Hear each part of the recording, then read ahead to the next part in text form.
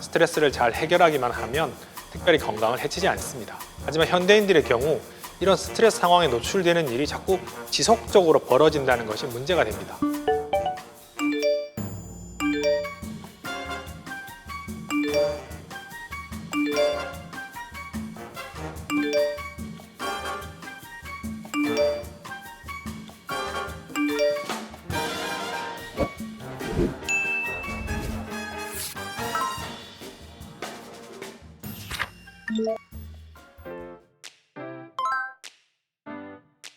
스트레스는 만병의 근원이라고 하죠.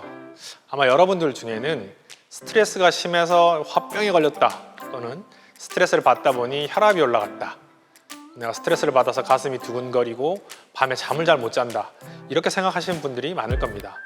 실제로 스트레스는 자율신경 이상의 가장 큰 원인으로 꼽히는데요. 스트레스라는 건 우리 몸과 정신을 위협하는 해로운 자극을 일컫습니다. 우리 몸은 이런 위협을 받게 되면 싸워서 이기려고 하거나 또는 도망치려고 하는 그런 반응을 보이는데요. 결국 이 두 가지 반응은 몸을 적극적으로 움직이면서 위협을 해소하는 이런 방향을 갖습니다. 심장은 빨리 뛰고 근육의 혈액이 막 뿜뿜 넘치고 통증은 잘 느끼지 못하는 이런 흥분 상태가 되면서 이 상황을 벗어나려고 애를 쓰는 거죠. 이런 상황은 이제 주로 교감신경이 담당하게 되는데요. 그래서 이런 위협 상황을 잘 극복하게 되면 그 다음에는 신체의 흥분을 좀 진정시키기 위해서 부교감신경이 나서게 됩니다. 이미 이제 비정상적으로 에너지를 많이 썼기 때문에 이걸 회복하기 위해서 소화 흡수를 좀 촉진시켜주고 몸은 휴식시켜서 힘을 비축하도록 도와줍니다. 이렇게 교감신경과 부교감신경이 균형을 이루어서 움직이는 이런 상황에서는 스트레스를 잘 해결하기만 하면 특별히 건강을 해치지 않습니다. 하지만 현대인들의 경우 이런 스트레스 상황에 노출되는 일이 자꾸 지속적으로 벌어진다는 것이 문제가 됩니다. 이로 인해서 자율신경 조절에 문제가 생기게 되고요. 아까 말했듯이 신체적으로 해소해야 되는 부분에서 신체적인 움직임이 너무 떨어져서도 스트레스 해소에 문제가 생기게 됩니다. 그렇다 보니 이런 반복적인 스트레스가 신체에 영향을 줘서 우리 몸에서 자율신경의 오작동이 초래되는 경우가 많습니다. 이런 상황에서는 자율신경에 문제가 생겼다고 해서 정신력으로 내가 이 스트레스를 극복하겠다 이렇게 생각하지 마시고 스트레스 반응을 조절하거나 신경의 흥분 상태를 좀 잘 조절해 줄 수 있도록 적절한 치료를 받으시는 것이 좋습니다.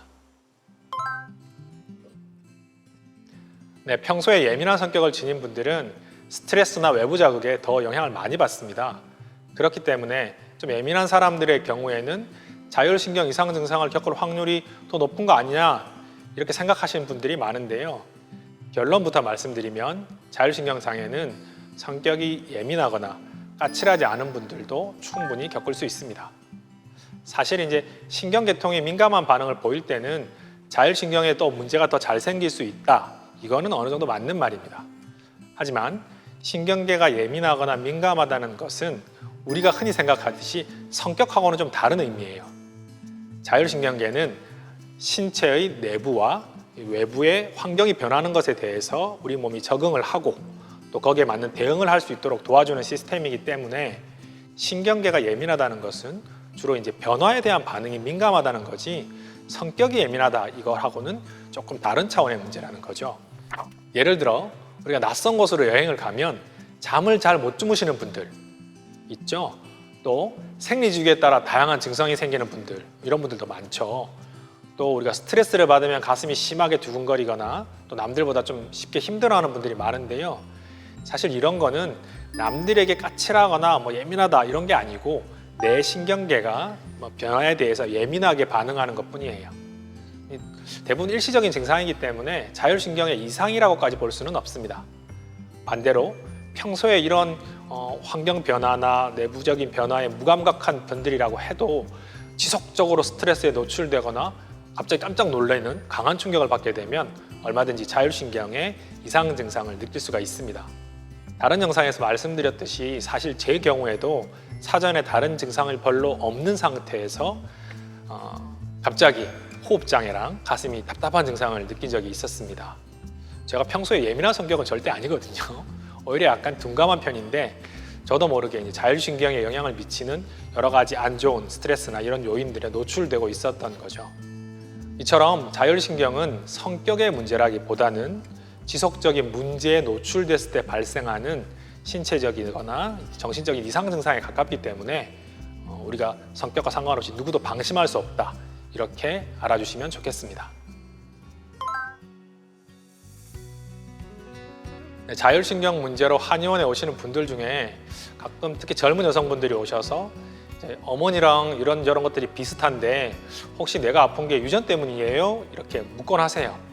저는 이런 질문을 사실 받을 때 조금 말하기가 난감할 때가 있는데요. 유전이라고 딱 잘라서 말하기는 어려운데 또 그래도 임상에서 실제로는 그런 경향이 좀 나타나는 사례를 종종 볼 수 있기 때문이죠. 사실 자율신경 이상이 유전이 아닐까?